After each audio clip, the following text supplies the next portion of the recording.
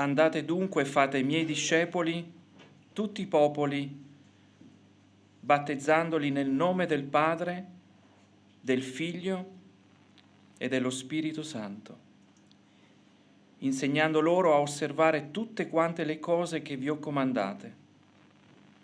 Ed ecco, io sono con voi tutti i giorni, sino alla fine dell'età presente. Benedetti nella compagnia di Dio. Un benvenuto ai presenti e a coloro che ci seguono sul nostro canale. Pensate, proprio nell'affidare il grande mandato ai suoi discepoli e alla Chiesa, Gesù non li avrebbe lasciati soli e non ci ha lasciati soli. Benedetti nella compagnia di Dio, come anche benedetti nella compagnia di fratelli e sorelle che si sono aggiunti a questa comunità negli ultimi mesi. Vorrei presentarvi queste persone, questi fratelli, queste sorelle che in qualche modo si sono aggregati e fanno parte di questa comunità. Con Elena l'anno scorso abbiamo celebrato il suo battesimo a Monfalcone, proprio nei luoghi dove ella è nata. Poi siamo stati arricchiti dalla compagnia di Mario e Laura, prima con il battesimo e poi diventando parte di questa comunità. Oggi diamo il benvenuto a Gioele, che ha scelto la compagnia di Dio e quella nostra. L'immagine che vedete sullo schermo riferisce al giorno che ha dato la sua testimonianza di appartenere a Cristo, chiedendo anche il battesimo. Di conseguenza lo abbiamo accompagnato in una catechesi.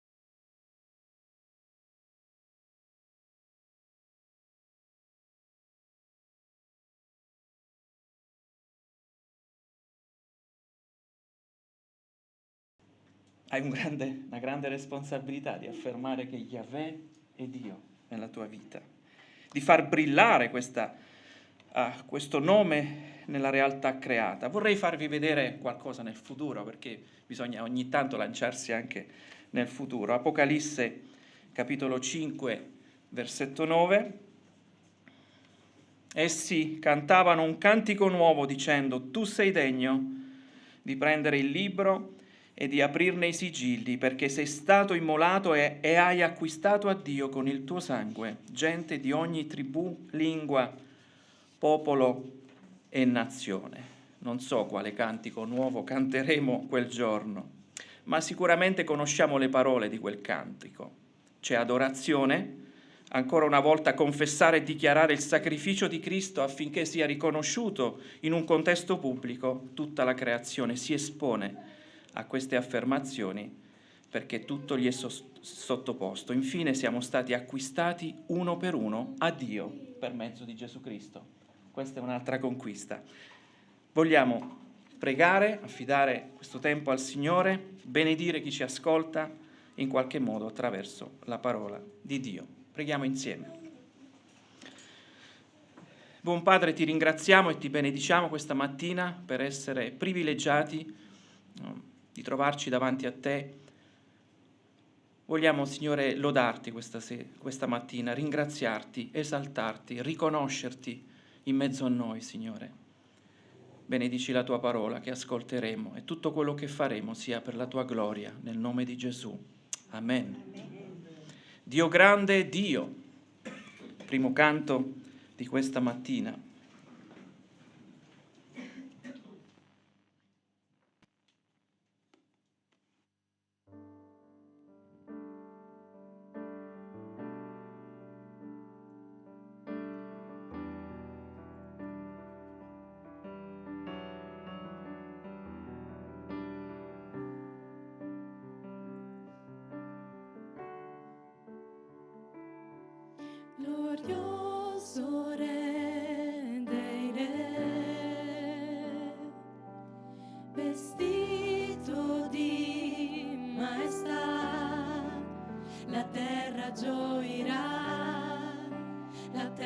gioirà.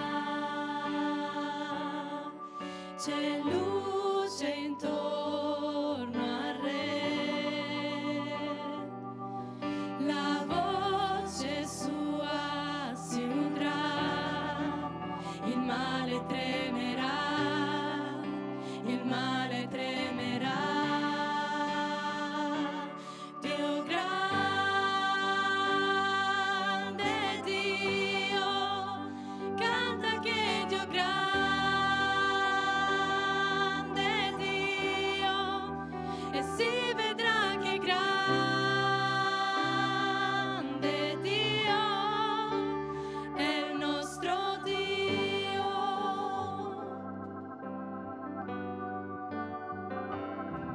Il tempo in mano a te, eterno senza età, principio e fine sei, principio e fine sei, Padre, Figlio e Spirito, sovrana Trinità, il leone e l'agnello, il leone e l'agnello, Dio grande, Dio, canta che Dio grande, Dio, e si vedrà che grande Dio è il nostro Dio. Tutto sei per me. Tutto sei per me, tu sei degno di lode, il mio cuore canta a te, sei grande, Tutto sei per me. tutto sei per me, tu sei degno di lode, il mio cuore canta a te, sei grande, Dio grande, Dio. Dio grande, Dio, canta che Dio grande, Dio, e si vedrà che grande Dio è il nostro Dio.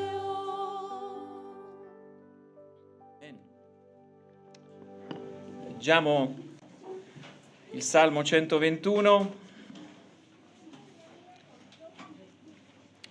dalla parola del Signore, il Salmo 121, alzo gli occhi verso i monti. E qui c'è una sospensione che il salmista fa con dei puntini. E poi la grande domanda: da dove mi verrà l'aiuto? Il mio aiuto viene dal Signore, che ha fatto il cielo e la terra. Egli non permetterà che il tuo piede vacilli. Colui che ti protegge non sonnecchierà. Ecco, colui che protegge Israele non sonnecchierà né dormirà. Il Signore è colui che ti protegge. Il Signore è la tua ombra. Egli sta alla tua destra. Di giorno il sole non ti colpirà, né la luna di notte. Il Signore ti preserverà da ogni male. Egli proteggerà l'anima tua. Il Signore ti proteggerà quando esci e quando entri, ora e sempre. Amen. Ricordare le promesse di Dio camminando insieme, pensate. Erano salmi che si recitavano percorrendo le varie strade che avrebbero portato i pellegrini alle festività annuali in Gerusalemme. Il cammino insieme li rassicurava nelle promesse, come anche rafforzava le loro relazioni. Perfino le diatribe, le offese potevano essere sanate nella richiesta di perdono reciproco, perché quello che li attendeva richiedeva un cuore preparato a lodare e a benedire Dio. Qualche accenno al testo. A volte ci sfugge che apparteniamo a colui che ha fatto i cieli e la terra. È come se ridimensioniamo tante volte Dio. Il cosmo, quello sconosciuto o in piccola parte scoperto dalla scienza, gli appartiene e quell'aiuto a noi viene proprio da colui che l'ha creato. Pertanto possiamo immaginare che grande fiducia possiamo nutrire in questo Dio infinito. Mi sembra anche il Dio che cura il particolare, come quel pittore che cura col pennello qualche piccolo segmento della sua opera, sapendo che avrà un occhio attento ai nostri piedi e a quelli del caro Gioele, affinché non vacillino, come anche non sarà mai distratto dagli eventi che interesseranno la tua vita, caro Gioele. Lui è molto attento, non sonnecchierà. Anche nei silenzi egli partecipa attivamente per manifestare la sua volontà, che è sempre buona, accettevole, anche quando non la capiamo. Questo vale per te, ma vale per tutti. Pur essendo infinitamente grande, è il Dio che cura il particolare. È il Dio del pennello piccolo, possiamo dire così, permettetemelo. E allora chi sono io? Chi sono io ci dirà qualcosa di noi e ci dirà qualcosa di Dio. Dopo questo canto pregheremo, senza che lo ripeto, possiamo pregare insieme, benedire il Signore, pregare per Gioele perché avrà un gran cammino anche lui da fare, quindi la comunità ora si concentra davanti al Signore e davanti a chi fa questa scelta oggi.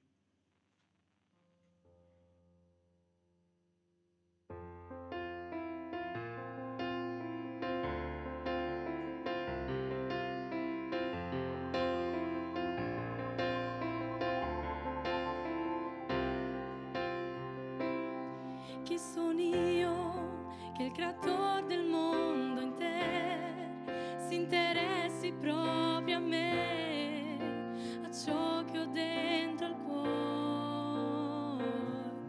Chi sono io che la stella del mattino scelga di dar luce a me nell'ombroso mio cammino? Non per quel che sono io, ma per quel che hai fatto tu. Non per quel che ho fatto io, ma per quello che sei tu. Lo so, sono come un fiore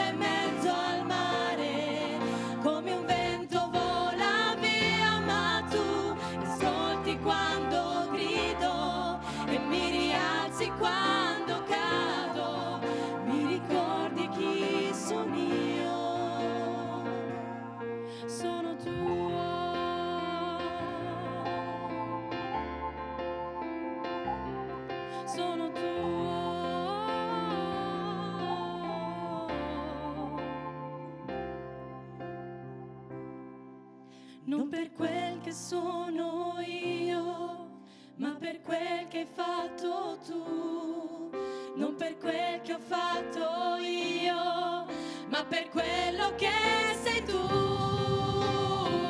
Lo so, sono come un fiore che oggi c'è ma poi svanisce, come un'onda in mezzo al mare, come un vento vola via, ma tu ascolti quando grido e mi rialzi quando cado, mi ricordi chi sono io. Sono tuo,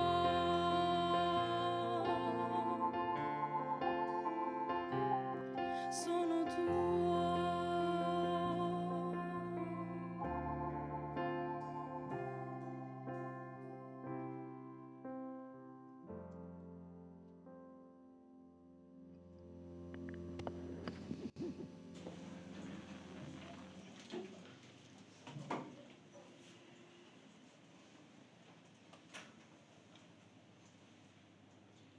Signore caro Padre, grazie.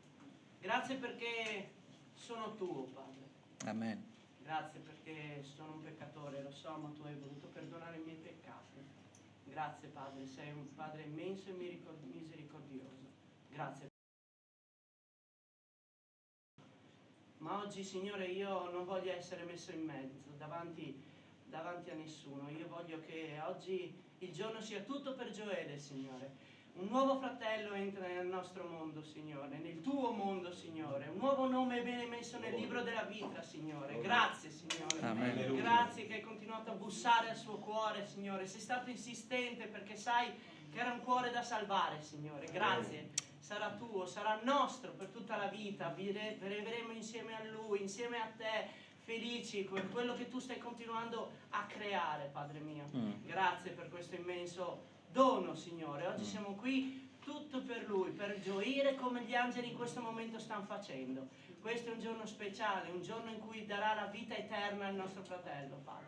Grazie di questo immenso amore, del piano di salvezza che tu ci hai addirittura fatto conoscere. Che misericordia, Signore mio. Grazie ancora e non smetteremo mai di ringraziare perché tu sei l'unico vero Dio in questo mondo. Nel nome tuo siamo lodati. Amen. Amen. Signore, grazie per il privilegio di essere tuoi, grazie perché siamo il tuo popolo, grazie perché siamo stati riscattati, comprati a un caro prezzo, Signore. Ti benediciamo questa mattina, Signore, ti adoriamo perché non sei degno. Grazie per questa gioia, Signore, che abbiamo di vedere un'altra anima, Signore, che viene a te, che vuole camminare con te, Signore. Inizia questo cammino, lo ha già iniziato con te, lo ha testimoniato, ma oggi lo testimonierà nelle acque battesimali, Signore. Così sostieni Gioele, benedicilo grandemente. Grazie perché tu lo accompagnerai in questo suo percorso, Signore, lo farai crescere, lo soccorrerai quando ha bisogno di te e non lo abbandonerai mai. Così ti benediciamo per questa opportunità, Signore, di essere tuoi, di testimoniare, di gioire con Lui, Signore, che possano esserci ancora tanti che seguono questo esempio, Signore, non per Gioele, ma che seguono, che desiderano, Signore, veramente con tutto il cuore di appartenerti, Signore. Così cerca coloro che ti stanno cercando, Signore, in questo momento, bussa il loro cuore affinché altre anime si possano aggiungere al tuo popolo. Grazie perché possiamo adorarti insieme, grazie perché possiamo insieme gioire della tua presenza, Signore, perché Cristo ci ha permesso di andare direttamente alla tua presenza, Signore, grazie a quel sacrificio che hai fatto per ognuno di noi. Amen. Amen. Grazie Padre Celeste per questa giornata benedetta, grazie per questo dono meraviglioso che sei stato anche oggi, grazie che facciamo parte della tua immensa e meravigliosa famiglia. Grazie Signore che hai riscattato tutti i nostri peccati, grazie Signore che con il tuo santo aiuto ci hai liberato dalla schiavitù, ci hai reso santi a camminare sempre in santità e saggi.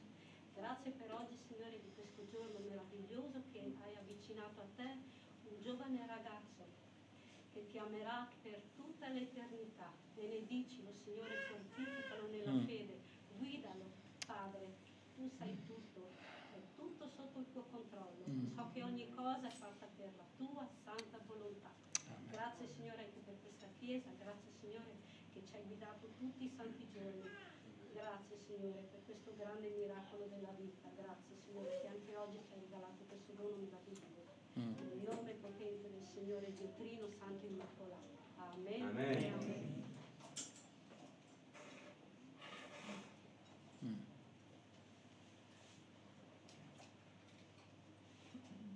Sì, Signore, noi ti lodiamo per questo battesimo, ti lodiamo per questa conversione, Signore. Gli angeli hanno già gioito in chiesa, nella chiesa del cielo, per la conversione di Gioele. Adesso continuano a gioire, Signore, per questo atto pubblico che lui fa. Signore, sia benedetto il tuo nome, Signore. Benedici molti atti pubblici come questi che si svolgono in molte comunità del mondo, nel nome di Gesù Cristo. Amen. Amen. Amen.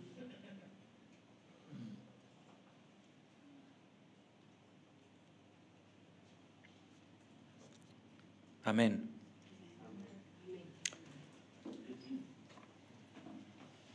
Il battesimo è un ordinamento che Gesù ha lasciato ai discepoli e quindi alla Chiesa. A Pentecoste, a seguito della predicazione di Pietro, la folla pose la seguente domanda, un po' come quella del salmista: che dobbiamo fare? Quante volte abbiamo letto questa domanda? Che dobbiamo fare? E anche il salmista farà la stessa cosa: da dove mi verrà l'aiuto? Le domande sono importanti, sono fondamentali per la nostra vita, per trovare anche delle risposte. È una domanda inquietante perché la paura ci disorienta, pensando al salmista, ci fa guardare da tutte le parti. Sappiamo che il nostro aiuto viene dal Signore, ma la paura, come dice qualcuno, fa 90. Davide trova una risposta adeguata, ricca di significati che lo pongono al sicuro da quelle paure. A Pentecoste invece accadde che si prese coscienza che Gesù era stato crocifisso, trafitto, aveva subito un forte dolore, poi risorto per uno scopo: salvare i perduti. Infine glorificato al Padre e costituito dal Padre Signore e Cristo. Anche in questo contesto una risposta che offre speranza, e vorrei leggerla con voi da Atti 2, 38, 39. E Pietro a loro: ravvedetevi e ciascuno di voi sia battezzato nel nome di Gesù Cristo per il perdono dei vostri peccati, e voi riceverete il dono dello Spirito Santo, perché per voi è la promessa per i vostri figli e per tutti quelli che sono lontani, per quanti il Signore nostro Dio ne chiamerà. Un bisogno di cambiamento che nasce a seguito di un ascolto. È la parola di Dio che produce sempre i suoi effetti. E nella circostanza Pietro spiegò cosa dovevano fare. Direi in una parola: credere, perché tutto quello che c'era da fare lo aveva fatto già Gesù alla croce. Tutto è compiuto. Forse anche tu senti il bisogno di un cambiamento, mi chiedo, oppure qualcuno ti ha già parlato di Gesù. Chissà quante volte avrai sentito da bambino queste cose. Cosa dovresti fare? La parola che Pietro ha rivolto alla folla è la stessa che valida anche per noi oggi. Lascia guidare la tua vita da colui che la sa guidare.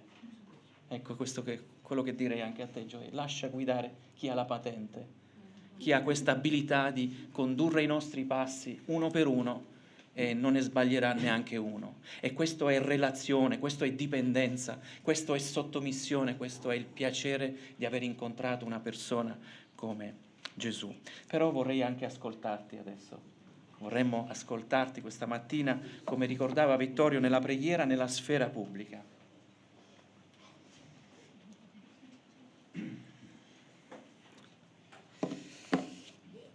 Allora inizierei leggendo un versetto che è Salmi 42,2, che dice: l'anima mia è assetata di Dio, da Dio viene quando verrò e comparirò in presenza di Dio.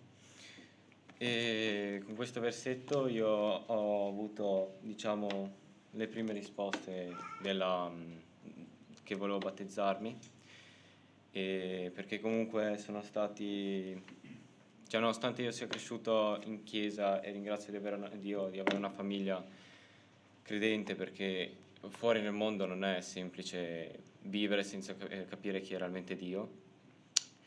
Lo si vede a scuola, come ogni ragazzo viene magari anche trattato a casa, o comunque lo si vede da qualsiasi parte. E io ringrazio ancora che sono nato appunto in una famiglia credente, perché fin da piccolo ho avuto delle insegnanti ottime alla scuola domenicale, e che mi hanno insegnato già lì chi era il Signore e cosa aveva fatto Gesù per me. Poi sono arrivato qualche mese fa a capire di mia spontanea volontà cosa ha fatto realmente per me Gesù, che è morto sulla croce per i nostri peccati, e come dicevo sono stati 2 anni difficili, perché comunque nonostante sia cresciuto nella chiesa, la via la vai a perdere sempre col contatto con il mondo. Poi meno male, grazie a preghiere dai nonni, dalla chiesa e da tutti, sono riuscito a riprendere questa via, che mi ha aiutato a capire, perché ho avuto anche una domanda prima di decidere di fare questo passo importante, che era: perché Dio, dopo tutti questi errori che io ho fatto, mi vuole ancora, perché sta ancora spingendo la porta. E ci sono 2 versetti che mi hanno dato la risposta, che sono Giovanni 3,16, che te lo insegnano praticamente dalle scuola domenicale, che dice: perché Dio ha tanto amato il mondo che ha dato il suo unigenito figlio, affinché chiunque crede in lui non perisca ma abbia vita eterna. E già qui mi colpisce il fatto che Dio ha dato un figlio per darci la vita a noi anche. E poi c'è un altro che è Marco 2,17, che dice: Gesù, udito questo, disse loro: non sono i santi che hanno bisogno del medico, ma i malati. E io non sono venuto a chiamare dei giusti, ma dei peccatori. E quindi dopo questo versetto io ho capito che ero uno chiamato dal Signore, e ho fatto questa scelta, ne sono felicissimo. E tuttora io sono felice e accetto questa scelta che ho fatto, anche dopo lo studio che abbiamo fatto con Riccardo. Ho capito sempre di più che la scelta era sempre più giusta, e ho capito anche che non serve solo accettare Gesù nel proprio cuore, ma bisogna lavorare ogni giorno mettendo in pratica i suoi insegnamenti per crescere e di essere sempre più in comunione con Lui. E con questo io ho concluso questa mia testimonianza, e spero che Dio mi aiuti in questo mio cammino che sto facendo, nonostante la mia giovane età. Grazie.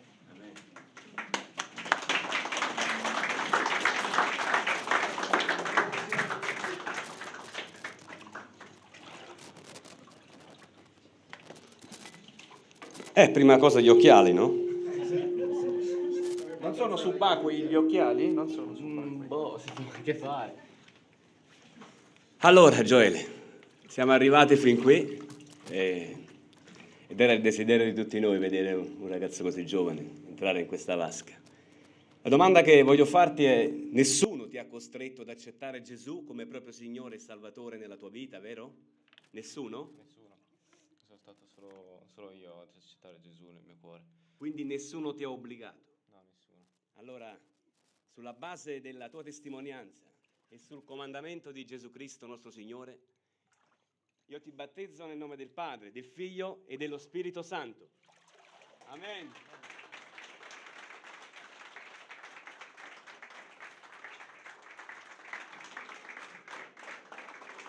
Santo, santo, santo è il Signore.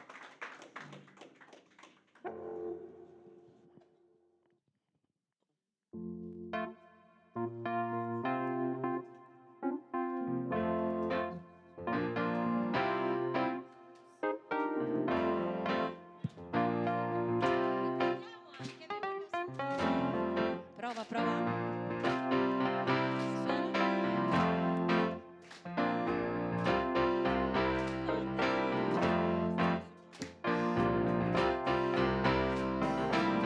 Cantiamo insieme al Re, ci inchiniamo, adoriamo Gesù. Siamo forti soltanto in Lui, eccelso, maestoso Egli è. Insieme cantiamo. Santo è il Signor, l'Onnipotente, Lui regna su tutta la terra. Santo è il Signor, l'Onnipotente, Lui regna su tutta la terra. Lui regna su tutta la terra.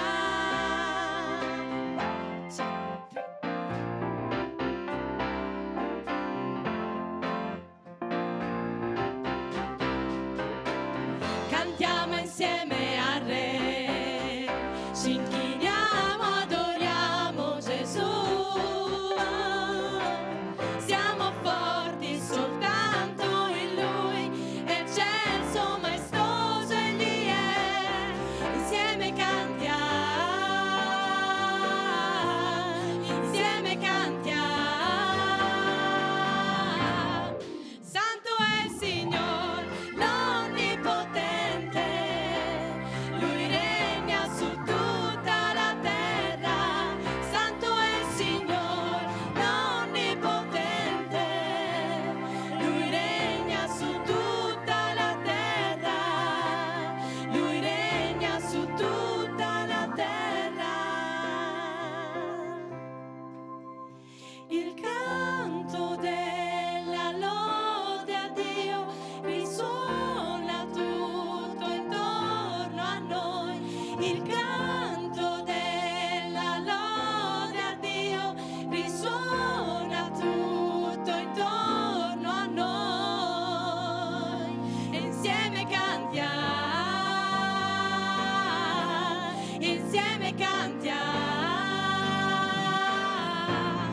Santo è il Signor, l'Onnipotente, Lui regna su tutta la terra. Santo è il Signor, l'Onnipotente, Lui regna su tutta la terra. Lui regna su tutta la terra. Proviamo a cantare senza la musica Santo è il Signor. Pronti? 1, 2, 3, 4. Santo è il Signor, l'Onnipotente, Lui regna su tutta la terra. Santo è il Signor, l'Onnipotente, Lui regna su tutta la terra. Santo è il Signor, l'Onnipotente, Lui regna su tutta la terra. Santo è il Signor, l'Onnipotente, Lui regna su tutta la terra. Lui regna su tutta la terra.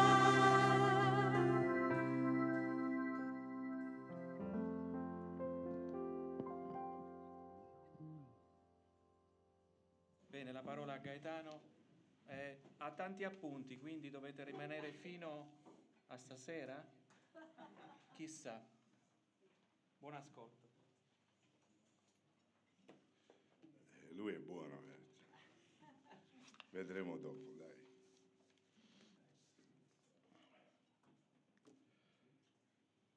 Sto vedendo se ho dimenticato qualcosa. Io sono uno di quelli che quando parte in viaggio deve dimenticare sempre una cosa. È un autosabotaggio, tranquilli. Però le cose poi vanno bene. E questa è stata una bella lezione della grazia del Signore, che anche se dimentico una cosa, poi le cose si fanno lo stesso. Quindi se avete dimenticato qualcosa, tranquilli, si faranno lo stesso, anche voi. C'era il momento in cui ero da quella parte, perciò c'era sempre una cosa che non funzionava. Quindi. Io sono contento di essere con voi. e non so se la cosa vi dispiace, mi identifico sempre di più con questa Chiesa. Non potete dire altrimenti, insomma.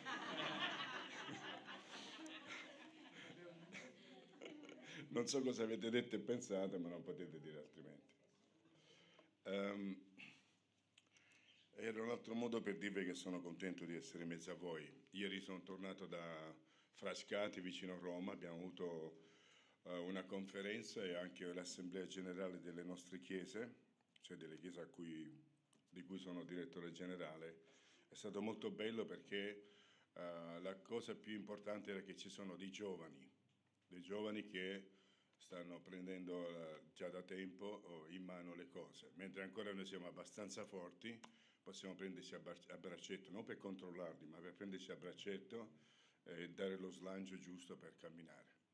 Bisogna affidare le cose ai giovani, in modo che i giovani possano già prendere lo slancio e noi essere lì un po', a volte con la nostra esperienza, magari dirgli qualche cosina per affinare un po' il tiro o il cammino, però vederli già in corsa, vederli già all'opera, vederli già attivi è qualcosa di speciale. Bene, io oggi mi prendo un rischio con voi, perché faremo pure un esercizio, ma lo faremo alla fine, come ogni cosa, insomma. Però la prima parte è qualcosa di molto interessante che penso e spero possa essere di grande edificazione per ognuno di noi. Vogliamo leggere dalla seconda epistola di Pietro al capitolo 1. Ogni epistola viene scritta perché nella Chiesa a cui è indirizzata ci sono delle problematiche. E qui ci sono delle problematiche particolari. Pietro, che già siamo all'anno 64, più o meno, scrive questa lettera con certe preoccupazioni, ma anche per dire che ci saranno nuovi cieli e nuova terra dove la giustizia abita. E nel capitolo 3 questo è un conforto fondamentale, sapere che siamo di passaggio, quello che si può avere si ha, quello che possiamo vivere viviamo, abbiamo tutto quello che è necessario per percepire l'opera di Dio per noi, dentro di noi e intorno a noi, per questo mondo, per questo pianeta, ma sapere che c'è un posto dove la giustizia è di casa, più o meno il termine greco intende questo. E noi la giustizia la dobbiamo andare a cercare e non si sa se la troveremo mai. A volte ci sono persone che non la troveranno mai, ma lì la giustizia è di casa e questo mi incoraggia e mi conforta nel cammino che abbiamo. Guardare oltre. Bene, leggiamo il testo. Simon Pietro, servo e apostolo di Gesù Cristo, a coloro che hanno ottenuto una fede preziosa quanto la nostra nella giustizia del nostro Dio e Salvatore Gesù Cristo. Grazie e pace vi siano moltiplicate nella conoscenza di Dio e di Gesù, il nostro Signore. La sua potenza divina ci ha donato tutto ciò che riguarda la vita e la pietà, mediando la conoscenza di colui che ci ha chiamati con la propria gloria e virtù. Attraverso queste ci sono state elargite le sue preziose e grandissime promesse, perché per mezzo di esse voi diventaste partecipi della natura divina, dopo essere sfuggiti alla corruzione che è nel mondo a causa della concupiscenza. Cioè una frase che è un versetto intero.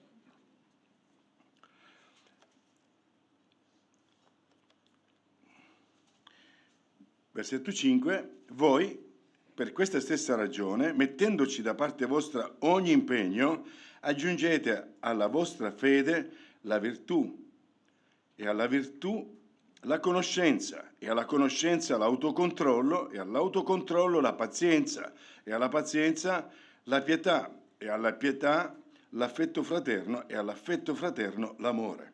Perché se queste cose si trovano e abbondano in voi, non vi renderanno né pigri, né sterili nella conoscenza del nostro Signore Gesù Cristo, ma colui che non ha queste cose è cieco, oppure miope, avendo dimenticato di essere stato purificato dei suoi vecchi peccati. Perciò, fratelli, impegnatevi sempre di più a rendere sicura la vostra vocazione ed elezione, perché così facendo non inciamperete mai. In questo modo, infatti, vi sarà ampiamente concesso l'ingresso nel regno eterno del nostro Signore e Salvatore Gesù Cristo.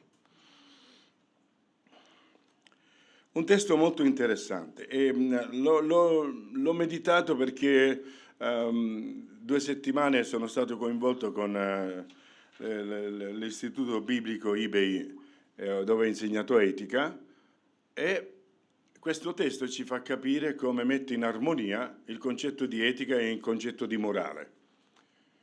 E praticamente, detto in parole semplici, la morale è qualcosa che viene da fuori verso di noi e l'etica è ciò che da noi va fuori. Quindi tutto ciò che sono le norme, i valori che noi acquisiamo, questo è morale, e tutto ciò che invece si trasmette in pratica, sia nel discorso che nelle azioni, che parte da noi in funzione di quello che abbiamo appreso, si chiama etica. Quindi noi siamo piazzati bene perché abbiamo gli elementi per poter ricevere conoscenza, ricevere tutti quei valori che costruiscono quel pacchetto che possiamo dire la morale, e dall'altra parte possiamo dire abbiamo anche tutti gli strumenti per essere pratici, reali e concreti, e avere soprattutto questa armonia nel nostro essere tra ciò che riceviamo e ciò che esprimiamo. La cosa più sventurata è quando si è nell'ipocrisia, cioè ammetto dei valori e poi non li trasmetto realmente con coerenza per quelli che devono essere. Quindi lì si vive una schizzosi, c'è una spaccatura dentro di noi tra ciò che crediamo e ciò che facciamo. E questo veramente è praticamente la rimessa in questione di tutto quello che gli altri vedono di noi.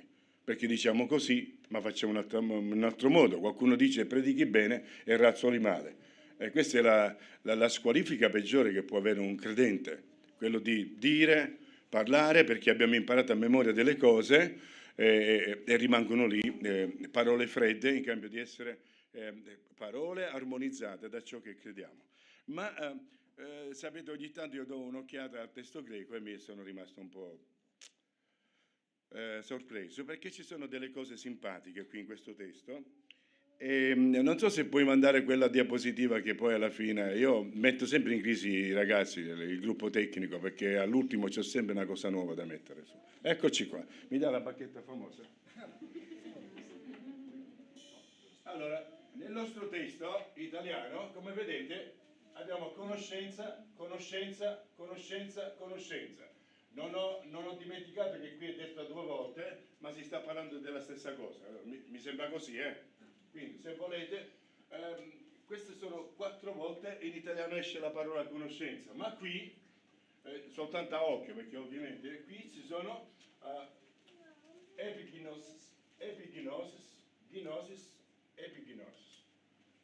Non ho letto come è scritto là, ma ho detto il sostantivo al nominativo. Quindi, con bella sorpresa, non abbiamo la stessa parola, ma ne abbiamo 2 diverse e dobbiamo capire che significa. Io non vi spiegherò la fede, la conoscenza, cos'è, l'autocontrollo, la pazienza, quello lo farà Riccardo, ci metterà 6 settimane per spiegarvi ogni parola, perché ogni parola di quella ci vuole una settimana di spiegazione. Chi già il tempo è passato, quindi. Ma quello che vorrei veramente indicarvi è l'importanza di quello che noi abbiamo nelle scritture e quello che ci vogliono dire. Abbiamo visto Gioele, che oggi si è battezzato, quindi poniamo il nostro sguardo su di lui perché è importante. E questo ragazzo desideriamo tutti che cresca. Come si cresce? Ed è qui la chiave, in queste 2 parole che abbiamo visto. Però prima di arrivare lì volevo fare un po', mettere in contesto, perché ci sono delle cose stupende, delle piccole, come si dice, gemme che vorrei condividere con voi. Pietro, mi piace come si esprime lui. Lui è servo, schiavo di Dio, e nel Nuovo Testamento la parola schiavo è usata soltanto nella relazione fra noi e Dio, mai fra gli uomini.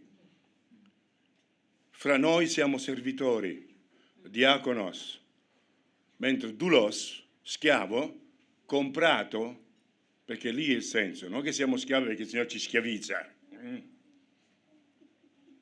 Dei responsabili di chiesa schiavizzano le persone.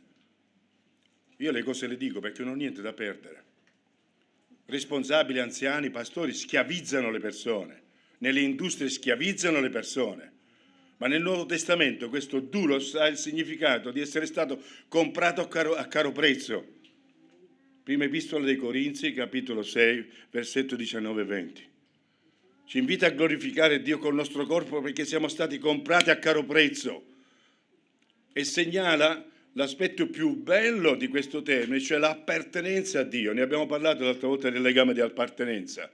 L'appartenenza a Dio, Dio che si preoccupa di appartenerci e farci appartenere a Lui, perché abbiamo bisogno di questo. Per il resto, la parola doulos non è più usata fra le persone, no.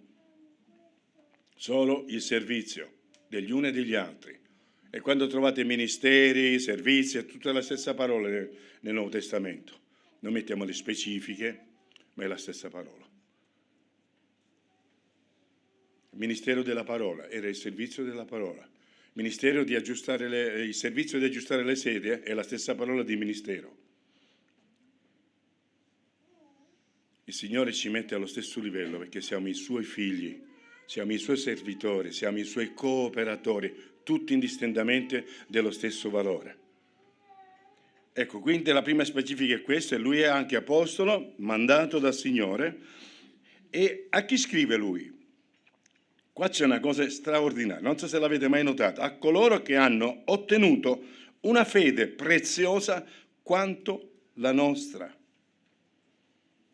È bello. Pietro ci dice, ragazzi, avete ricevuto la stessa fede che ho ricevuto io.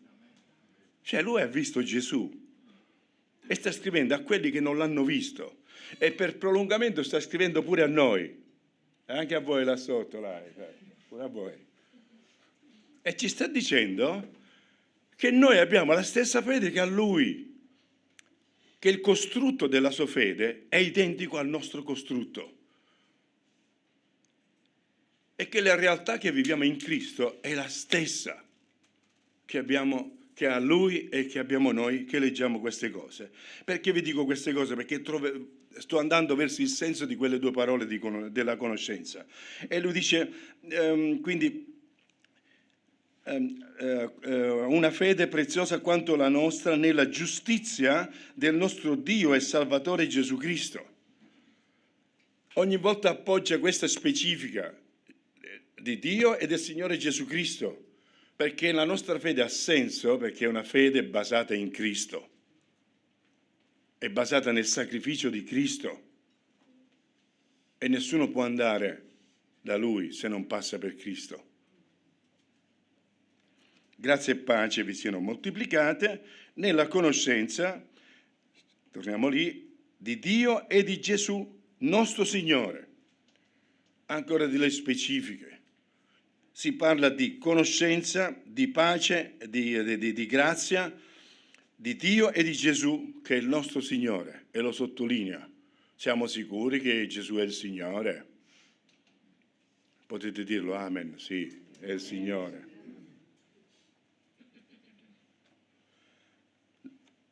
Il secondo passo, il secondo blocco, dove si parla ancora di conoscenza, e al versetto 3, perché dice la sua potenza divina ci ha donato tutto ciò che riguarda la vita e la pietà. Ora qui la pietà non è poverino, la parola è eusebias, e che significa praticamente la fede che proclama Dio con delle azioni adorative.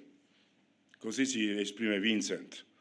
Cioè praticamente quando io se tu sei un bravo marito, il tuo comportamento di bravo marito è un onore allo statuto del rapporto di matrimonio che è con tua moglie. Cioè le azioni sono quelle che testimoniano concretezza, fedeltà a questo legame di matrimonio. Altrimenti sei una negazione. Quindi un bravo marito loda questo legame di matrimonio, una brava moglie loda attraverso le azioni questo legame di matrimonio. Un cristiano che si comporta bene compie degli atti adorativi, cioè mostra la sua adorazione a Dio in pratica attraverso quello che fa. Non so se è chiaro il concetto. E non è solo in chiesa, ma è dappertutto. Perché qua viene facile dire, vabbè, ci siamo radunati perché c'è il Signore, c'è pure Gioele, comunque ci siamo tutti, ci siamo radunati, oggi una ragione principale è Lui, quindi, ma ci siamo radunati qua perché c'è il Signore, perché altrimenti se non c'era Lui non c'era manco Gioele, e quindi questo è importante, cioè, ma non solo qui, ma fuori, quando camminiamo, quando ti viene voglia di fare qualche gesto, di dire qualche parola e gli devi dire calmati, Gaetano, calmati. O in tante situazioni in cui io lo esprimo in modo così un po' scherzoso, però ci sono tante situazioni in cui noi siamo chiamati ad onorare Dio, perché è il nostro Dio, perché è vivente in noi. Non dimentichiamocelo che dovunque andiamo siamo il Tempio dello Spirito Santo, anche quando andiamo a fare la spesa, anche quando andiamo in bicicletta, per chi ci va, io no. Anche quando andate, non so, dal giornalaio, che ne so, quando vi fate la passeggiata, quando andate a mare, ricordatevi che siete il Tempio dello Spirito Santo, perché non è che lo potete prendere e depositare nel congelatore, così lui non vede niente, è fermo là, faccio quello che voglio e poi ritorno. E quindi poi qui c'è la presenza dello Spirito Santo in noi ci muoviamo e agiamo, pensiamo e pratichiamo attraverso questi atti pratici l'adorazione al nostro Dio. Conosceranno da questo che siete miei discepoli. Ecco, questo è il concetto concreto di questa parola. Difatti viene chiamata la pietas cristiana. E lui ci ha donato la vita e questa capacità di esprimere la vita che Lui ha messo in noi attraverso questi atti adorativi, attraverso che cosa? La conoscenza di colui che ci ha chiamati con la propria gloria e virtù. Cioè ci ha messo tutto per chiamarci. Non è venuto così, vediamo questi disgraziati pronti per l'inferno, perché così eravamo, vabbè, do il minimo che posso dare. No, il Signore ha dato il meglio per noi che eravamo i peggiori, situati nel cosmo. Ha dato il meglio per noi. E però quando Lui dà il meglio, lo chiede pure il meglio. Difatti lo dice chiaramente. E ci ha dato anche attraverso queste, cioè la vita e la capacità pratica di vivere ciò che cioè la vita che ha messo in noi, lui ci ha anche ci sono state elargite, dice qua, le sue promesse e grandissime promesse, per mezzo di esse voi diventaste partecipi della natura divina. Cioè non è che diventeremo, noi siamo già, è a passato, voi diventaste. È un passato remoto se non mi sbaglio, vero? Già siamo diventati partecipi della natura divina, ma le cose vanno bene, cioè sono in armonia, perché se il mio corpo è del Tempio dello Spirito Santo non è che è qua dentro, non so dove, ma c'è, è qui, è Dio che sta partecipando alla mia vita, è Dio che sta onorando la mia vita, è Dio che sta impreziosendo la mia vita con la sua presenza, che lo diciamo a fare questo qua, il Signore è presente nella mia vita. Io certe preghiere non le capisco. Signore, scendi, vieni, ma da dove deve venire? Da dove deve scendere? Vieni in mezzo a noi, ma dove? Se tu sei il Tempio dello Spirito Santo, dove deve arrivare? È già lì. Quello che ti posso dire è connettiti. Beh, raga, per usare una parola nostra, connettiti. Quando sentite una preghiera così, potete andare là vicino e dire, fratello, connettiti. La wifi è sconnessa. Cioè veramente è una preghiera assurda. Voi siete il Tempio dello Spirito Santo, cioè le capiamo queste parole?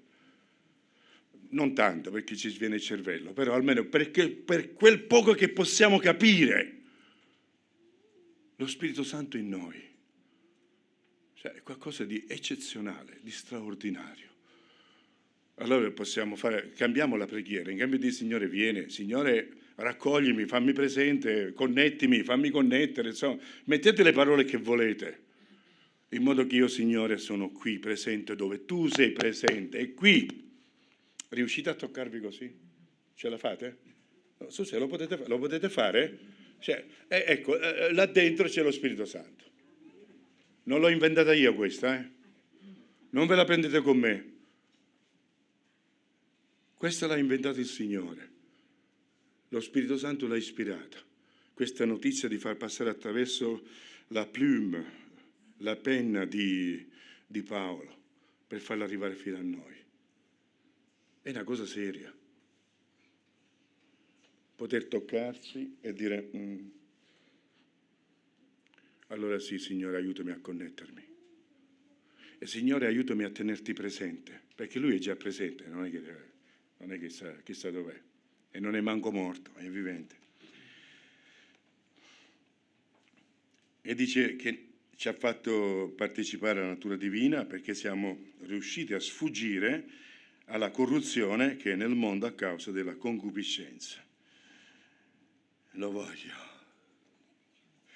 E se non ce l'ho posso ammazzare pure.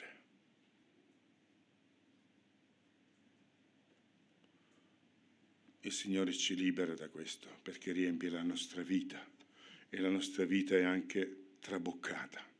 La nostra vita è stata riempita dalla sua presenza. E Gesù ci ha chiamati affinché noi abbiamo una gioia, un'allegrezza che sia traboccante. Quando c'è una concupiscenza, a meno che non c'è una malattia mentale o una malattia di peccato, stiamo parlando di qualcosa che ti manca, che non ce l'hai. Abbiamo tutto pienamente in Cristo, non è d'accordo con queste affermazioni. Abbiamo tutto pienamente in Cristo. Ecco, adesso poi si arriva a questa lista di cose perché ci chiede l'impegno di mettere, insieme alla nostra fede, che sono il pacchetto di quello che crediamo, di mettere la virtù. La virtù sono le qualità migliori della persona, quindi il meglio di voi lo dovete applicare per la conoscenza, per l'autocontrollo, per la pazienza, per la pietà, per l'affetto fraterno e per l'amore. Praticamente c'è un lavoro interiore e dal lavoro interiore si va verso l'esterno. Ama il prossimo tuo come ami te stesso. Si parte da noi per arrivare agli altri, difatti arriva all'amore fraterno e all'amore che è più generale. Questo abbiamo detto che la lasciamo a Riccardo e ci penserà lui. Vittoria, vabbè, gli anziani della Chiesa, siete contenti tutti così? Vabbè, l'importante, anche le sorelle sono capaci di insegnare, quindi anche voi ci avete tanto a che fare per voi stessi e per gli altri. Allora, queste due parole che significano?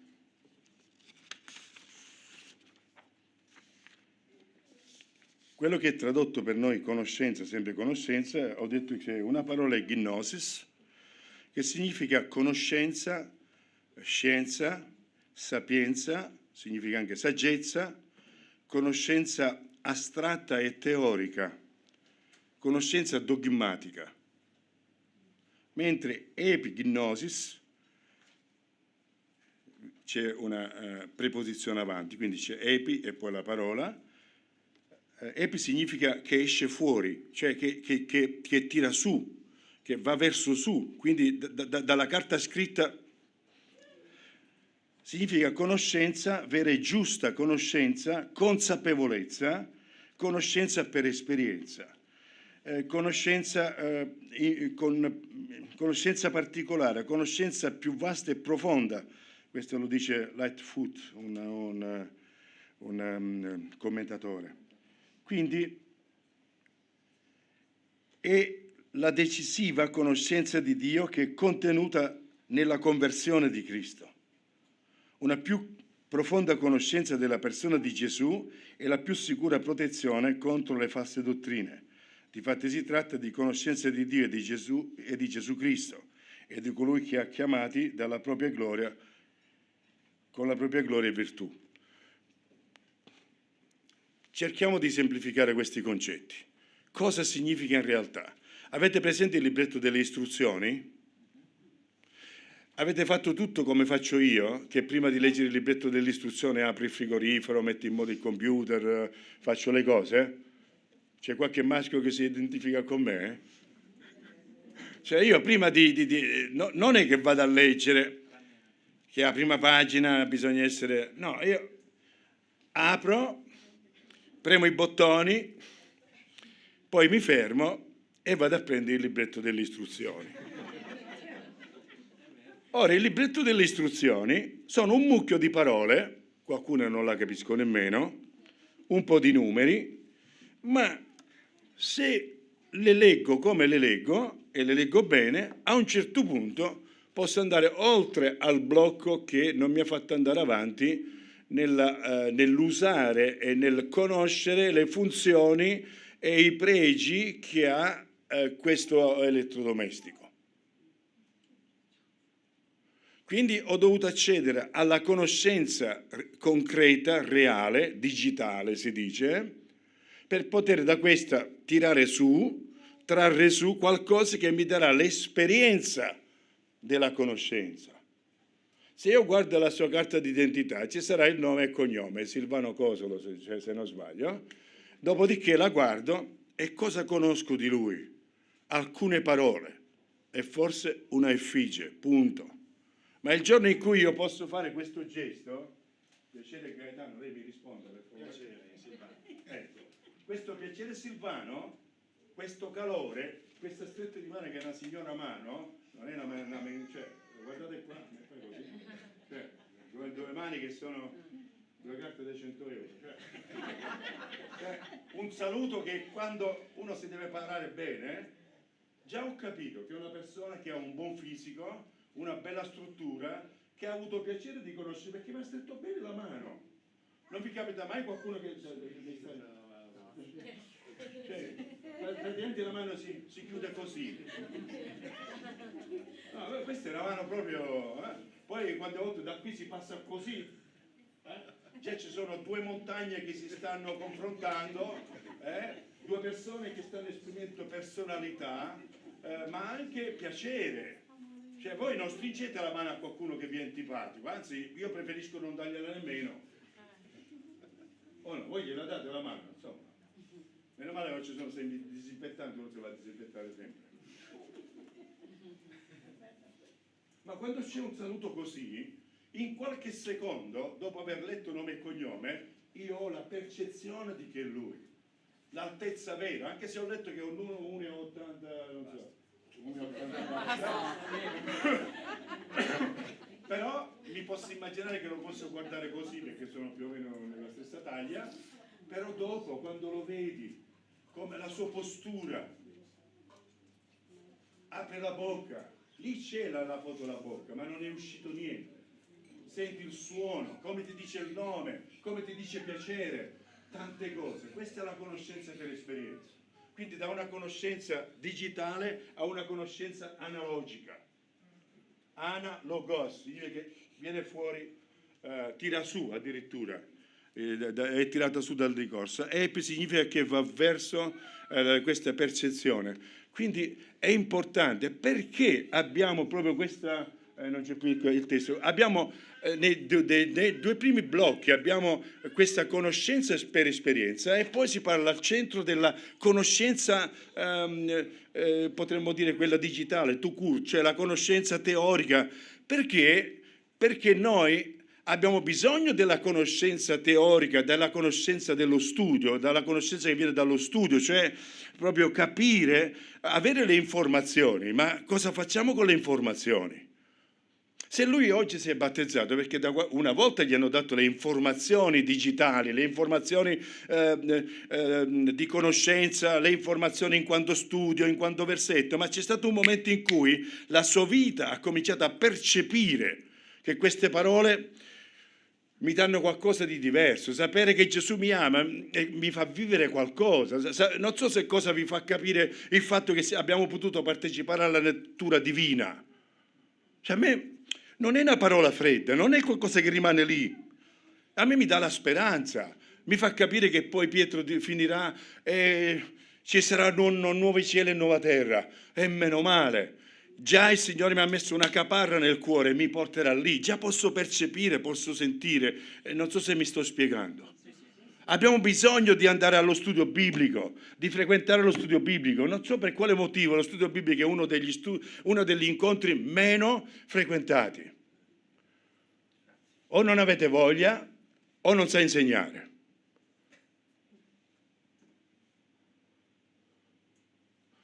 Ho avuto un'esperienza nella mia vita pastorale, una sola chiesa.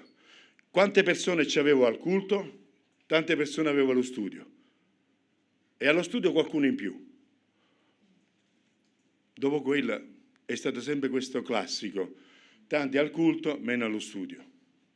Capisco che di settimana ci sono anche i lavori, no? Non sto giudicando, ma c'è il fatto che per me andare al libretto delle istruzioni, ragazzi, è quasi un fallimento.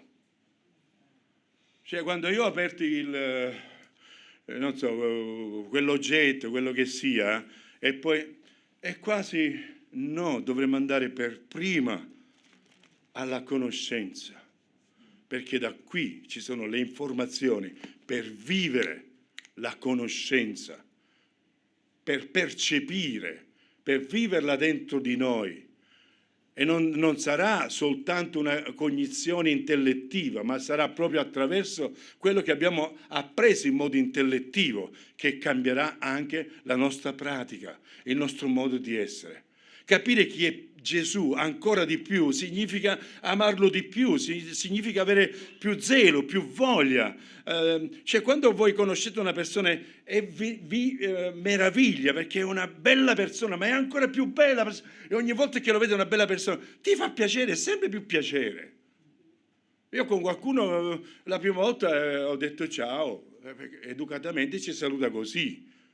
Ma se è una persona cara, una persona che c'è del bene, c'è del prezioso, la seconda volta non lo saluto più, ciao, che bello vederti, vabbè, voi non lo dite, io lo dico. Oppure, cioè, sono cose che io esprimo perché questa persona mi sta portando qualcosa, mi sta dando qualcosa. E con Gesù come funziona?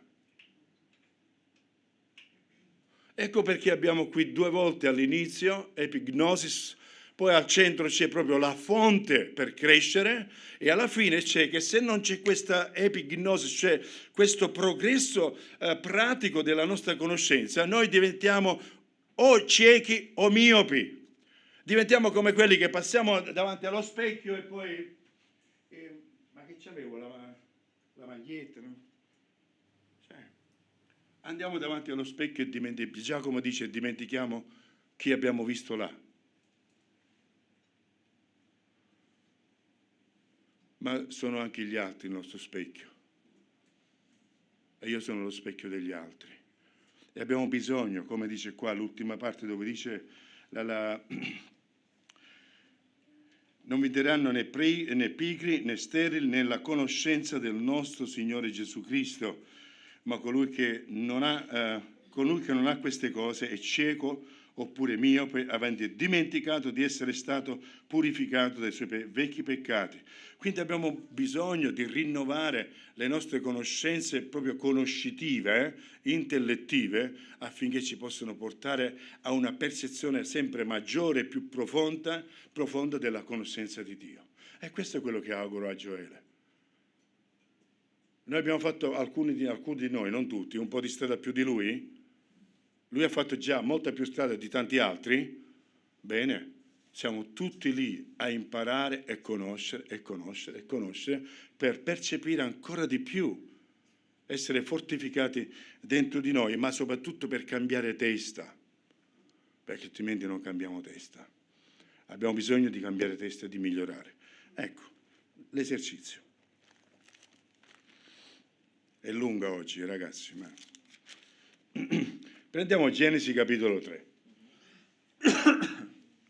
È una situazione tragica. Prima di questo versetto lo metterà fra un pochettino. Sto leggendo da Genesi 3 il momento della caduta.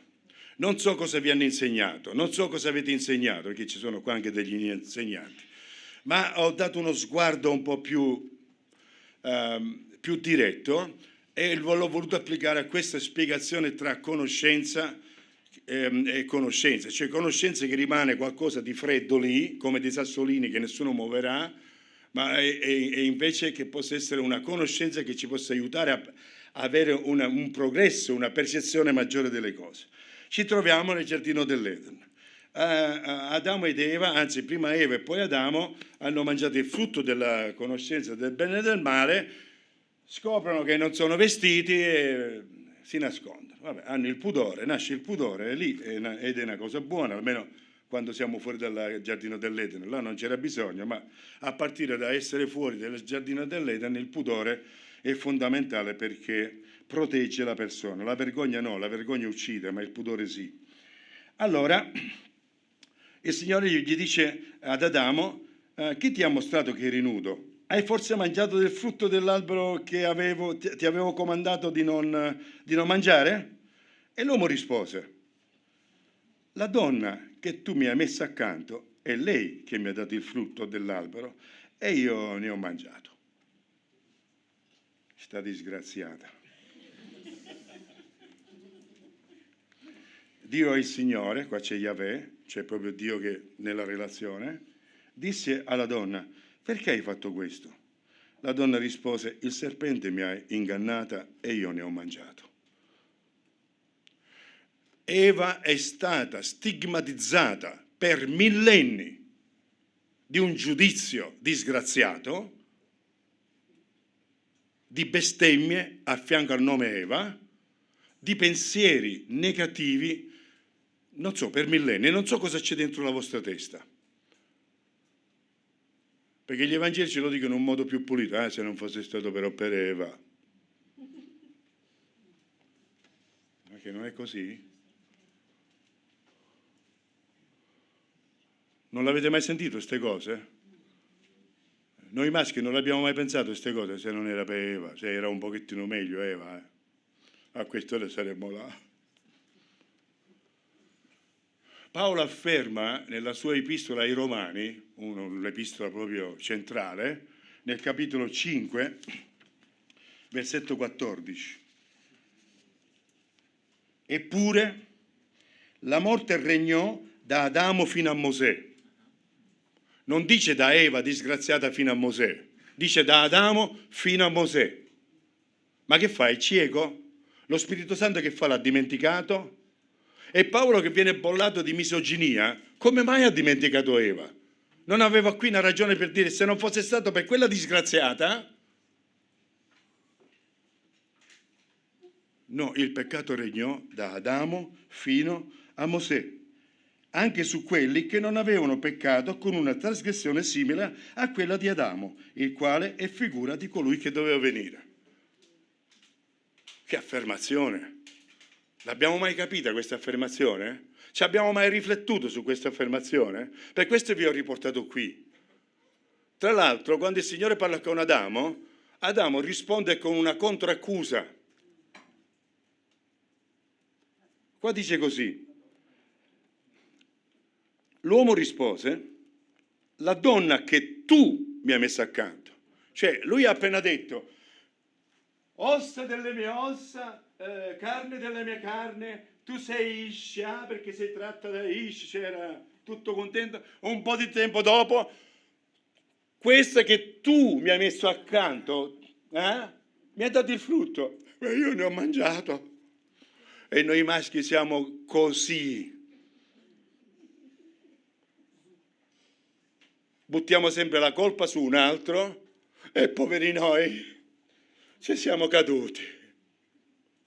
Meno male che Paolo è un uomo dritto e dice da Adamo a Mosè il peccato regnò. E penso che pure il Signore è un Signore dritto, di giustizia. Per questo Gaetano dice che mi piace questo Signore, Adesso andiamo proprio qua nel versetto. Il Signore dà la sua sentenza sul serpente: poiché hai fatto questo, sarai maledetto fra tutti il bestiame e fra tutte le bestie selvatiche. È Dio che usa questa parola, ma contro il serpente, il nemico delle nostre anime. Tu camminerai sul tuo ventre e mangerai polvere tutti i giorni della tua vita. Manda il versetto là. Grazie.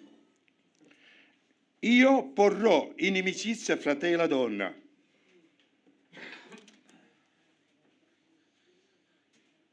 Fra te e la donna, fra la tua progenie e la progenie di lei.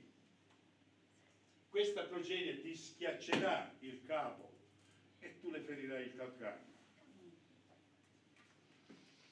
Qui il Signore, lui di persona,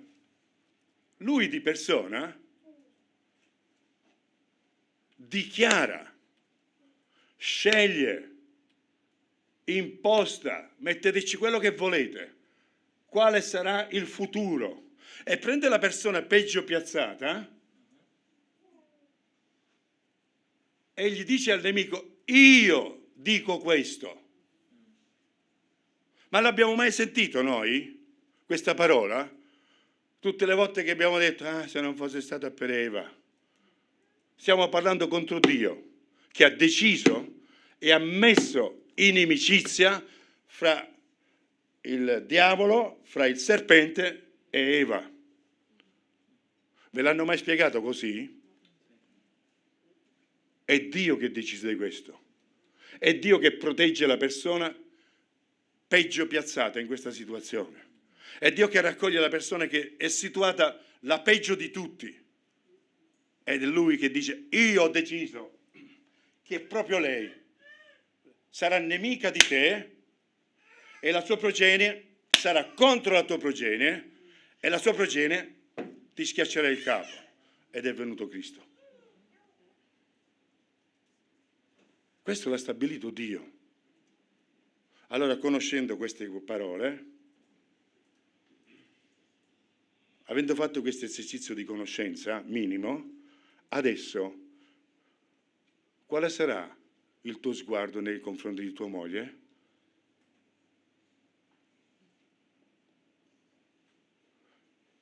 È la figlia della disgraziata o una donna a cui Dio ha stabilito la prima protezione? È Dio che ha stabilito la prima persona da proteggere, è Eva, è lui, è lei, scusate. È lui che ha preso questa decisione, è lui che la rileva, è lui che la rialza. E quando Dio rialza, come mai noi buttiamo giù? Come mai noi cerchiamo di distruggere? Come mai ci piace buttare un giudizio fra chi il Signore ha elevato?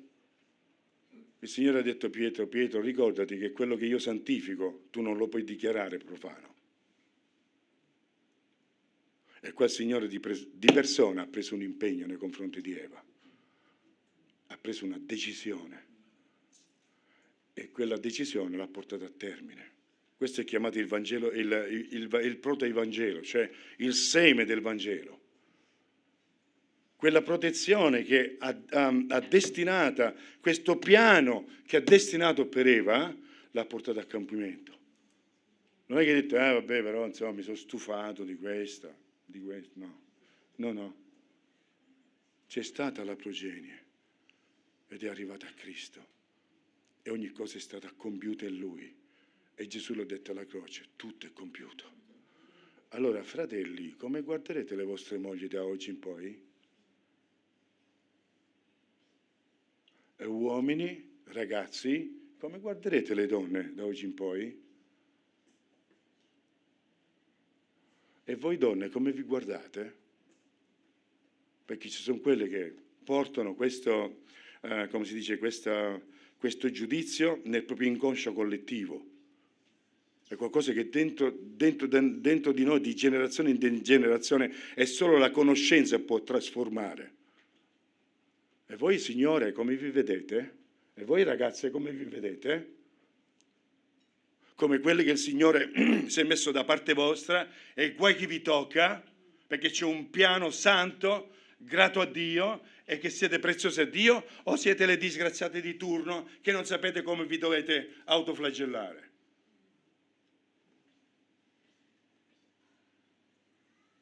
O siamo figli di Dio, o non so che siamo miopi. Ecco, diventiamo miopi, diventiamo ciechi. Giovanni dice che c'è una distinzione netta tra i figli del diavolo e i figli di Dio. Usa la parola teknon, che significa i figli che hanno in comune il DNA col padre. Noi abbiamo un altro DNA, ma non ce l'hanno solo gli uomini, ce l'hanno pure le donne, proprio in virtù di questa parola, di questa presa di posizione. Ci penso io, questo ha detto Dio. Me la sbrigo io, questo ha detto il Signore. E noi che abbiamo fatto? Noi maschietti?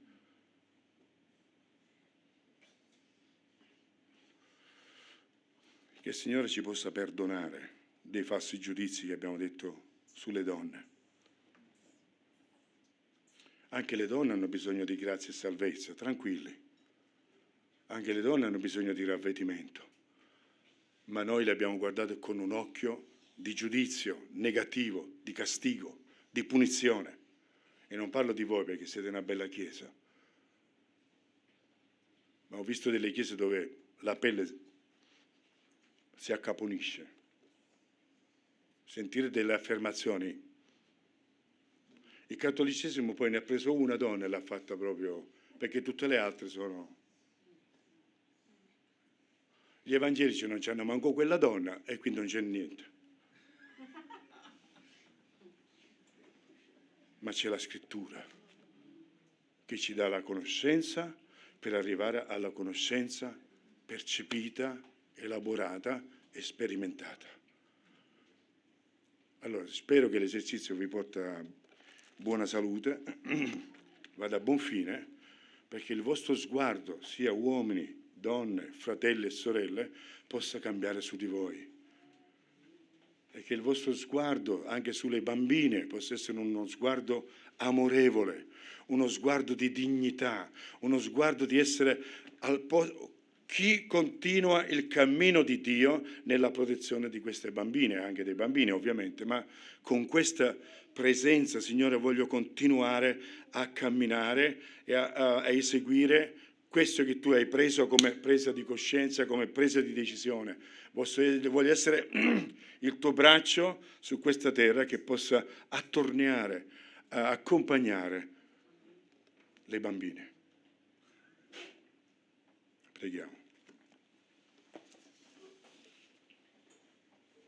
Signore, come sempre la tua parola ci rimette in questione e noi ti vogliamo chiedere che tu possa allargare la nostra mente, che la conoscenza della tua scrittura, questa informazione che ci arriva possa adesso portare frutto dentro di noi, affinché possa essere una conoscenza sperimentata, una conoscenza vissuta, una conoscenza praticata e che possa esprimere degli atti di adorazione sempre e comunque e dovunque ci troviamo, qui quando siamo radunati alla tua presenza, ma anche quando saremo da soli per essere tuoi testimoni. Loda a te, Signore, con tutto il nostro cuore. Amen.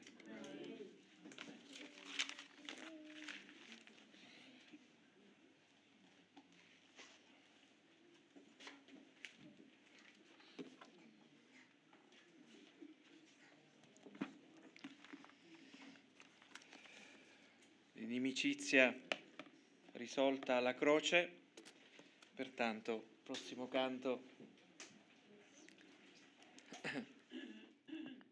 sarà proprio su questa tematica.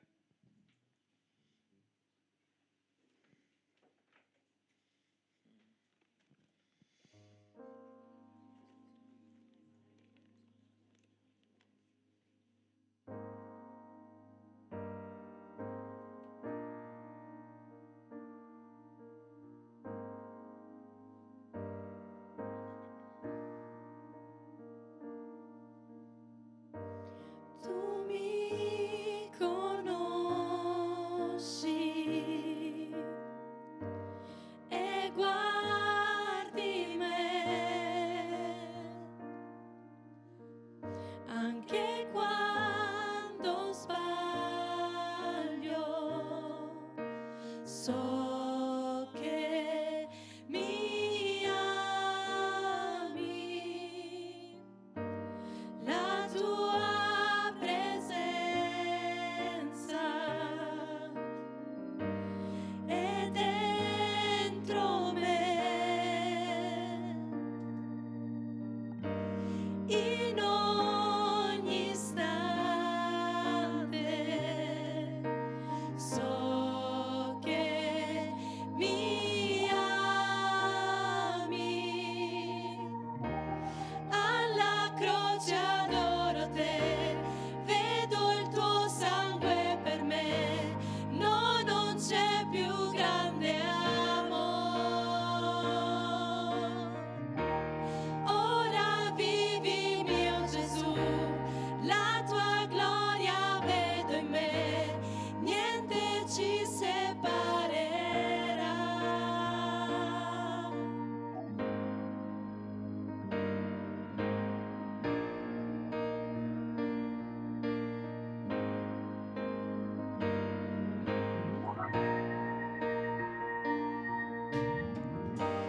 Tu mi hai mostrato qual è la via, tu mi proteggi, so che mi ami, alla croce adoro te, vedo il tuo sangue per me, no, non c'è più grande amore. Ora vivi mio Gesù, la tua gloria vedo in me, niente ci separerà. Alla croce. Alla croce adoro te, vedo il tuo sangue per me, no, non c'è più grande amore.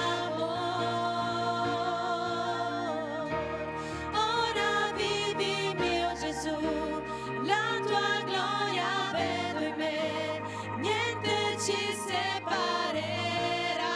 Sei morto per me, risorto per me, per salvarmi mio Signor. Sei morto per me, risorto per me, per salvarmi mio Signor. Tu mi hai mostrato qual è la via, tu mi proteggi, so che mi ami, so che mi ami, alla croce adoro te, vedo il tuo sangue per me, no, non c'è più grande amore. Ora vivi mio Gesù, la tua gloria vedo in me, niente ci separerà. Sei morto per me, risorto per me, per salvarmi mio Signor. Sei morto per me, risorto per me, per salvarmi mio Signor. So che mi ami, so che mi ami, so che mi ami, so che mi ami.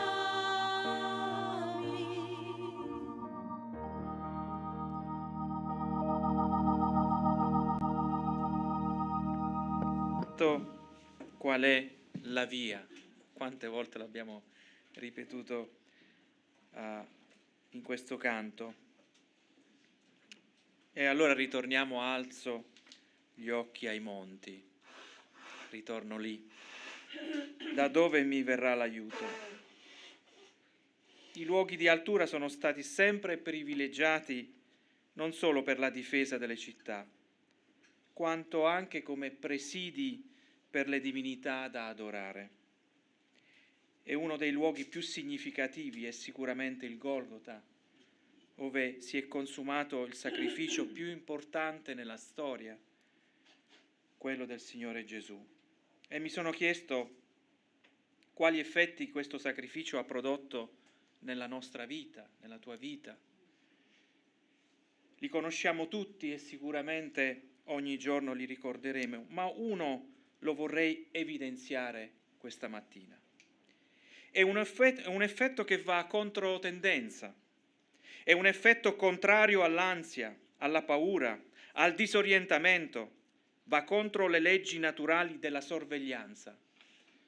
Avete mai pensato che chi fa la guardia possa essere autorizzato a dormire? Vi chiedo, tanti soldati, tanti militari qui, qualcuno che fa la guardia è autorizzato a dormire? No.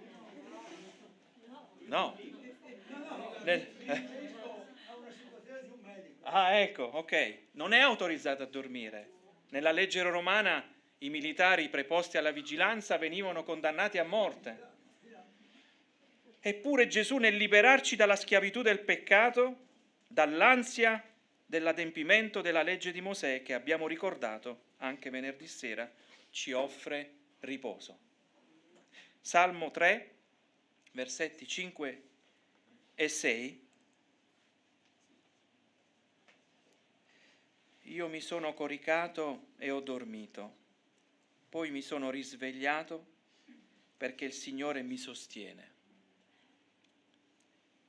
Io non temo le miriadi di genti che si sono accampate contro di me d'ogni intorno. Mi sono coricato, ho dormito e poi mi sono risvegliato perché il Signore mi sostiene. Ricordare l'opera del Signore Gesù in termini di riposo, non solo per ricordarci che tutto quello che era necessario per noi e per le esigenze di Dio è stato fatto. Quindi c'è un riposo di Dio in questo, ma anche un riposo per noi, perché riposiamo sulla sua opera che ci consente di coricarci, di dormire e di risvegliarci. Pertanto la cena del Signore celebriamo la vita. Celebriamo la vita davanti all'opera di Cristo. Si celebra il cammino, perché nel frattempo, prima del suo ritorno, è ancora seduto alla destra del Padre. E quando si alzerà di nuovo, sarà venuto a noi. Quindi la cena del Signore possiamo rievocare la vita, il riposo, ma siamo anche in una trepidante attesa che Lui si alzi di nuovo e venga a noi. Vogliamo pregare. Anzi, Gianni, puoi venire qua, ci conduci tu nella preghiera e poi andremo avanti.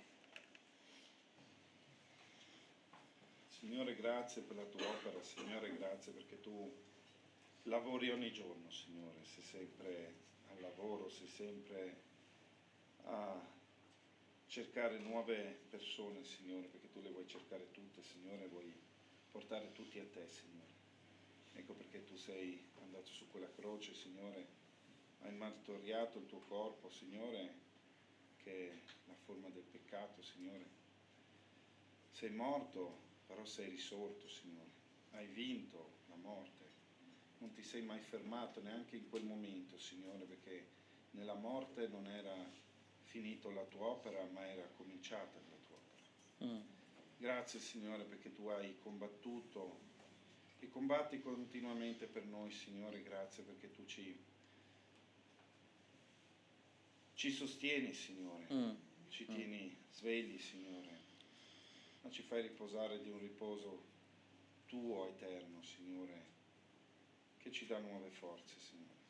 Noi ti ringraziamo e ti lodiamo per quello che tu hai fatto e vogliamo prendere questi simboli, Signore, con la coscienza, con la consapevolezza, Signore, di quello che tu hai fatto, Signore, di trovare di nuovo quella connessione, Signore, di trovare quella connessione wifi, come si potrebbe dire quest'oggi, Signore, per essere sempre in contatto con te, Signore. Amen. Noi ti ringraziamo e ti lodiamo nel nome di Gesù. Amen. Amen.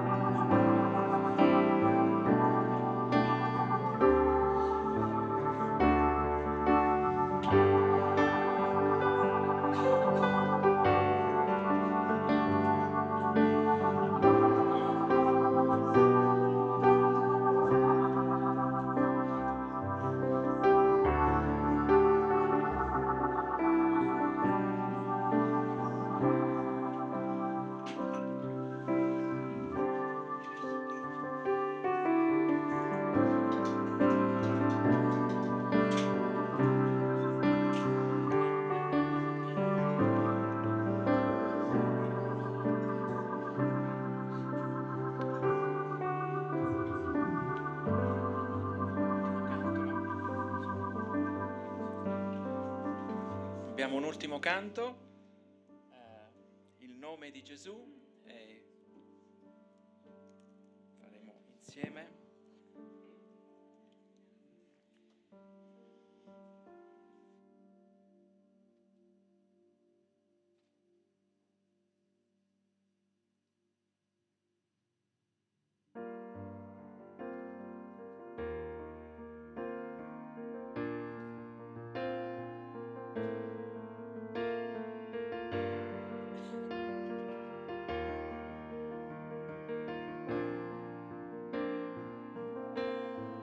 Nelle tue braccia io mi consegnerò,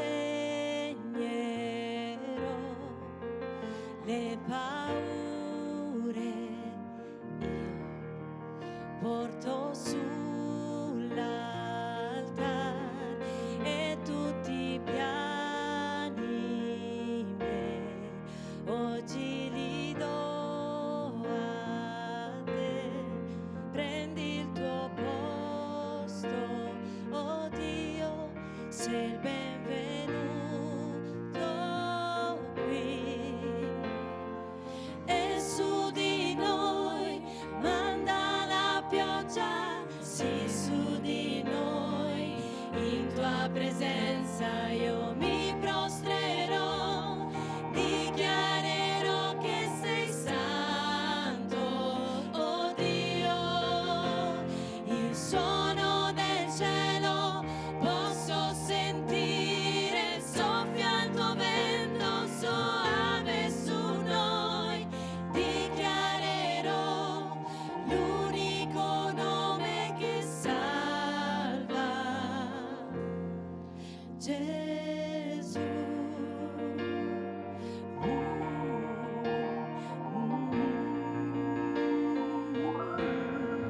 Nelle tue braccia io mi consegnerò, le paure io porto sull'altar e tutti i piani miei oggi li do a te. Prendi il tuo posto, oh Dio, sei benvenuto qui. E su di noi manda la pioggia, sì, su di noi, in tua presenza io mi prostrerò, dichiarerò che sei santo, oh Dio. Il suono del cielo posso sentire, soffia il tuo vento soave su noi, dichiarerò l'unico nome che salva, il nome di Gesù, il nome di Gesù, il nome di Gesù, il nome di Gesù. E su di noi manda la pioggia, sì, su di noi, in tua presenza io mi prostrerò, dichiarerò che sei santo, oh Dio. Il suono del cielo posso sentire, soffia il tuo vento soave su noi, dichiarerò l'unico nome che salva, Gesù.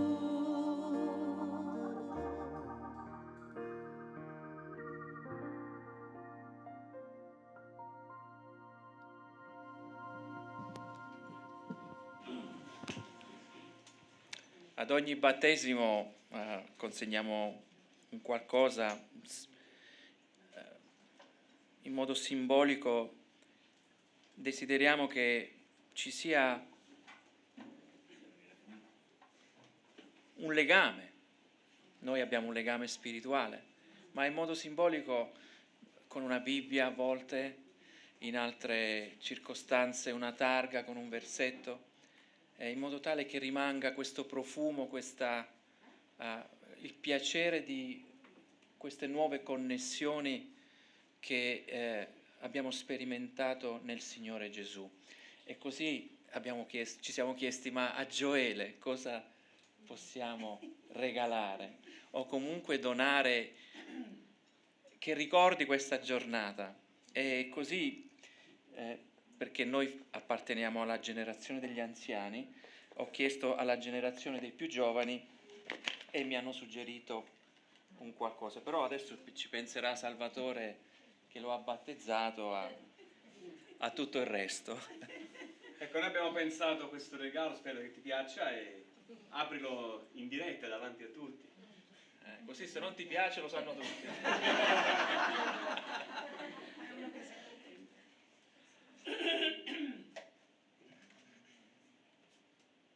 Thank you. Ecco, alza dei piedi, mostralo. Ok? E la medaglia, che cos'è Gioele? Tu lo sai? È la medaglia di riconoscimento, cioè Sì. di riconoscimento in poche parole. Di un soldato, Alza vero? un po'. È la medaglia di riconoscimento di un soldato, però nel caso tuo, cosa c'è scritto su quella medaglia di riconoscimento? Aspetta che sono cito già le mie. Allora, Gioele ed io, 506 la data del battesimo. Quindi.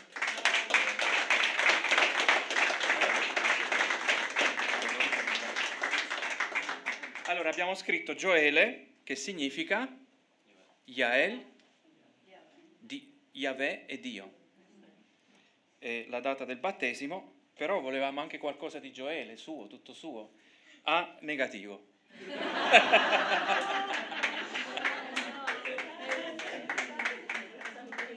un applauso più forte.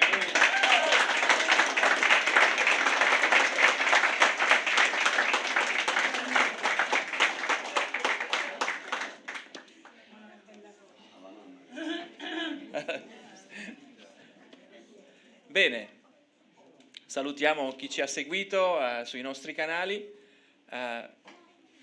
Credo che abbiamo vissuto un buon tempo insieme. Per coloro che sono distanti da noi, ma anche coloro che sono in presenza. Pertanto vi salutiamo, veniteci a trovare, ci sono tutte le indicazioni per raggiungerci e soprattutto vi salutiamo nel nome del Signore. Dio vi benedica.